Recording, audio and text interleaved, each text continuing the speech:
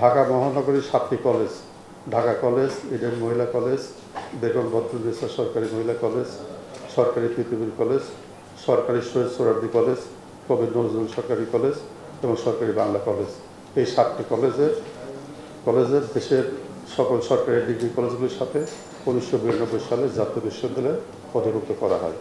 অর্থাৎ এই 7টি কলেজ জাতীয় বিশ্ববিদ্যালয়ে 1992 সালে অধিভুক্ত করা হয়। জাতীয় বিশ্ববিদ্যালয়ের অধীনে কলেজগুলিতে একাডেমিক ও প্রশাসনিক নানা জটিল সংকটের সৃষ্টি হলে শিক্ষার মানোন্নয়ন ও বিদ্যমান সংকট নিরসনের নিমিত্তে 2017 সালে 7টি কলেজকে ঢাকা বিশ্ববিদ্যালয়ের অধিভুক্ত করা হয়। ঢাকা বিশ্ববিদ্যালয়ের অধিভুক্তির পর সমস্যা সমাধানের পরিবর্তে সংকট আরও ঘনীভূত হওয়ায় 7 কলেজের শিক্ষার্থীরা ঢাকা বিশ্ববিদ্যালয়ের অধিভুক্তি বাতিল করে একটি নতুন স্বতন্ত্র মাধ্যমে কলেজগুলোকে পরিচালনা ইউজিসির সমন্বয়ে মাধ্যমিক ও উচ্চশিক্ষা বিভাগ শিক্ষা মন্ত্রণালয় কর্তৃক গৃহীত পদক্ষেপ। শিক্ষার্থীদের দাবির পরপরই গত 24/10/2024 তারিখে 7 কলেজের শিক্ষার্থীদের দাবি পর্যালোচনা ও সুপারিশ সংক্রান্ত কমিটি গঠন করে 7 কলেজের অধ্যক্ষগণ স্ব কলেজের সমস্যা চিহ্নিতপূর্বক সমাধানের সুপারিশ ও প্রতিবেদন দাখিল করে। গত 29/12/2024 তারিখে 7টি কলেজকে ঢাকা বিশ্ববিদ্যালয় থেকে পৃথকীকরণ এবং কলেজগুলির স্বতন্ত্র সত্তা বজায় রেখে বিশ্ববিদ্যালয়ের সমকক্ষ একটি স্বতন্ত্র প্রাতিষ্ঠানিক কাঠামোতে রূপান্তরের প্রক্রিয়া নির্ধারণের জন্য বাংলাদেশ বিশ্ববিদ্যালয় মঞ্জুরি কমিটির নেতৃত্বে একটি উচ্চ পর্যায়ের বিশেষজ্ঞ কমিটি গঠন করা হয়।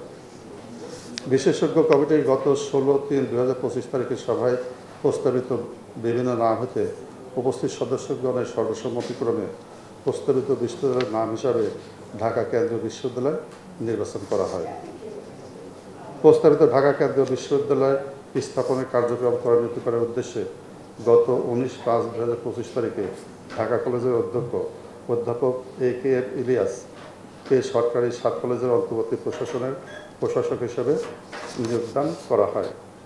বাংলাদেশ বিশ্ববিদ্যালয় মঞ্জুরি কমিশন এই সুপারিশের পরিপ্রেক্ষিতে সরকারি 7 কলেজে 2024-25 শিক্ষাবর্ষে শিক্ষার্থী ভর্তির কার্যক্রম শুরু করার নিমিত্তে এই বিভাগ হতে 9/7/2025 তারিখে অনুমতি প্রদান করা হয়েছে।